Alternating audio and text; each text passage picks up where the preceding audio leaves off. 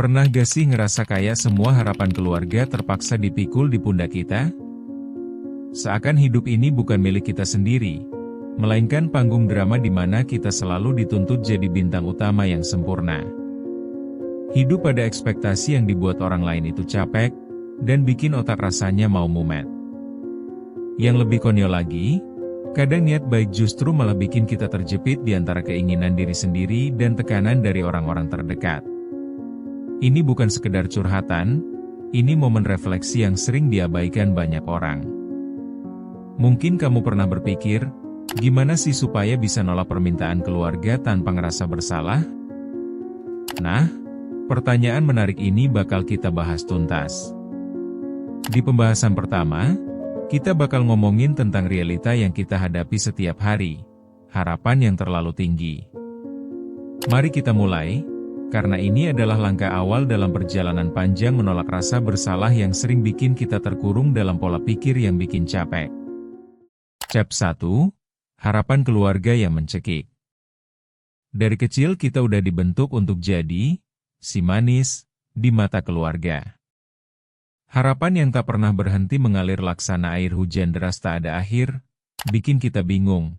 Apakah ini cinta atau sekadar tekanan? Dalam situasi kayak gini, penolakan seringkali diartikan sebagai pengkhianatan. Kita cenderung untuk menempatkan diri di posisi yang menguntungkan untuk orang lain, sambil mengabaikan keinginan autentik kita. Iya, indah banget kan?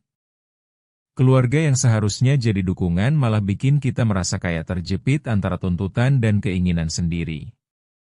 Seolah hidup kita jadi proyek yang harus berhasil untuk semua orang.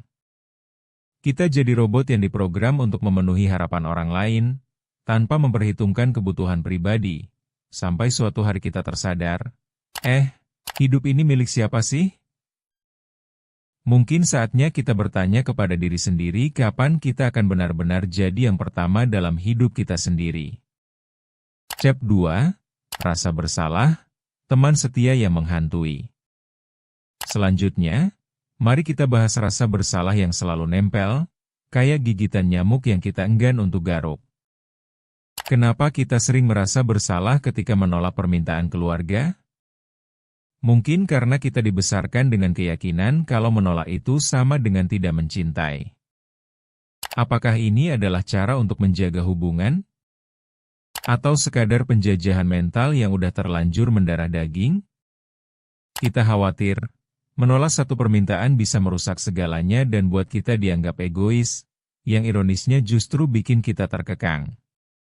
Ternyata, menggenggam rasa bersalah itu sama kayak bawa beban batu besar kemana-mana. Kapan kita bisa lepas dari semua ini? Kita terus berpikir, apakah mereka benar-benar akan bahagia jika saya menuruti semua permintaan? Atau justru saya sedang membangun jebakan yang dapat menghancurkan diri sendiri? Rasa bersalah tidak seharusnya jadi teman setia. Yuk, mulai belajar untuk merelakan dan mulai bertanya, apakah yang mereka inginkan seolah-olah sama pentingnya dengan kebahagiaan saya?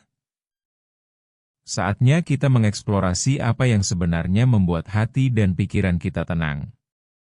Chap 3. Membedakan antara kewajiban dan kehendak. Sepertinya kita perlu bikin pemisahan yang tegas antara apa yang harus kita lakukan dan apa yang kita inginkan. Kewajiban seringkali disangkut pautkan dengan perasaan bersalah. Seolah jika kita tidak menanggapinya, kita bakal dihukum secara emosional. Mari kita lihat dengan jernih, apakah benar ini kewajiban? Apakah permintaan itu murni karena kebutuhan keluarga? Atau mungkin hanya keinginan mereka yang terlanjur jadi harapan yang mesti kita pikul? Tanyakan pada diri sendiri, apakah ini benar-benar untuk mereka? Atau untuk membuktikan sesuatu pada diri sendiri? Proses ini bisa jadi menyakitkan, tapi belajar untuk menilai mana yang murni dan mana yang diwarnai ekspektasi orang lain adalah penting. Dengan cara ini, kita belajar untuk lebih berani menerima atau menolak, bukan sekadar bersikap pasif. Tak perlu lagi mengorbankan diri demi ekspektasi yang bikin kita merasa tertekan dan tidak bahagia. Hidup kita adalah pilihan kita, bukan panggung sirkus untuk orang-orang yang tidak puas akan diri kita. Chapter 4, Mengapa kita perlu merelakan? Merelakan bukan berarti kita tidak mencintai. Sebaliknya, merelakan adalah cara untuk memberi ruang bagi diri kita sendiri. Saat kita gak bisa memenuhi harapan keluarga, kita sering berpikir kita bakal kehilangan kasih sayang mereka, seolah tanpa syarat itu adalah hal yang mustahil. Padahal, kasih sayang yang tulus seharusnya tidak terikat pada syarat atau perjanjian. Mengapa kita harus bertahan dalam kungkungan ekspektasi yang bikin kita stres? Merelakan artinya memberi kesempatan untuk diri sendiri menjelajahi potensi tanpa batas yang mungkin selama ini tertahan karena rasa bersalah. Tanpa disadari, kita sedang menyiapkan diri untuk menemukan hubungan yang lebih sehat, di mana cinta bukan hanya tentang memenuhi keinginan orang lain. Buktikan pada diri kita bahwa kasih sayang tidak harus disertai dengan pengorbanan yang membuat jiwa kita terkekang. Pertanyaannya adalah, seberapa beraninya kita untuk melepaskan? Mengapa kita tidak berani memilih jalan sendiri yang lebih membuat kita bahagia? Chapter 5, Membangun batas yang sehat. Membangun batas sehat adalah langkah penting selanjutnya yang sering diabaikan. Kita ada di dunia ini bukan untuk mengabulkan semua permintaan tanpa batas dan tanpa pertimbangan diri. Jangan takut untuk memberi penjelasan ketika kamu memilih untuk menolak. Ajarkan orang-orang terdekat bahwa kebutuhanmu juga penting dan berhak mendapat perhatian yang sama. Batas bukan berarti kita jadi egois. Sebaliknya, batas melindungi diri kita dan membantu orang lain untuk mengerti, meskipun kadang ini terasa sulit. Ingat, kamu bukan hanya seorang anak atau saudara, tetapi juga individu yang punya hak untuk bahagia.